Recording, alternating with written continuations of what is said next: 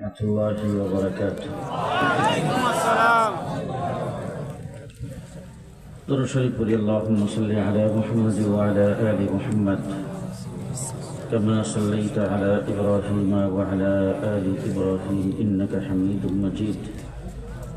আল্লাহুম্মা বারিক আলা মুহাম্মাদ ওয়া আলা আলি মুহাম্মাদ কামা বারাকতা আলা ইব্রাহিম ওয়া আলা আলি ইব্রাহিম ইন্নাকা হামিদুম মাজিদ।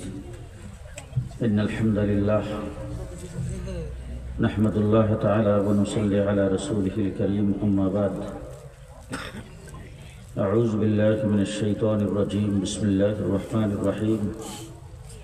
Al-yawma akmaltu lakum dinakum wa atmamtu alaykum ni'mati wa raditu lakum al-islam dinan. Sadaqallahul azim. Wa qala Rasulullah sallallahu alayhi wa sallam, innal ulama warasatul anbiya أو كما قال عليه الصلاة والسلام। বুজুর্গানে মুহতারাম, হযরত উলামায়ে কেরাম, সমবেত বেরাদরান ইসলাম, আপনাদের এখান পর্যন্ত পৌঁছতে রাস্তায় যানজটের কারণে অনেক সময় নষ্ট হয়েছে।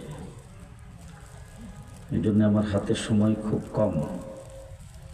অতি সংক্ষেপে দুই চারটা কথা বলবো আপনাদের সামনে, কোনো ভূমিকা নাই, ভূমিকাবিহীন। আল্লাহ তাবারক ওয়া তাআলা 1,24,000 নবী পৃথিবীতে প্রেরণ করেছেন। নবী দুনিয়ার থেকে চলে গেছে, তার দ্বীনও চলে গেছে। নবী চলে গেছে, তার মুজিজাও চলে গেছে, তার কিতাবও চলে গেছে। আজকের পৃথিবীতে কথা বুঝা হানা করে আল্লাহ পাক 100 কিতাব নাজিল করেছেন, যার নাম সহিফা। কোরআন শরীফ সহ 4টা বড় কিতাব নাজিল করেছেন, তাওরীত, জবুর, ইনজিল, কোরআন। গোটা পৃথিবীর কোনো জায়গায় কোথাও 100 সহিফার কোনো অস্তিত্ব নাই। জবুর কিতাব হযরতে দাউদ আলাইহিস সালামের কাছে নাজিল হয়েছিল। আজকের পৃথিবীতে জবুরের কোনো অস্তিত্ব নাই, তার কোনো অনুসারীও নাই।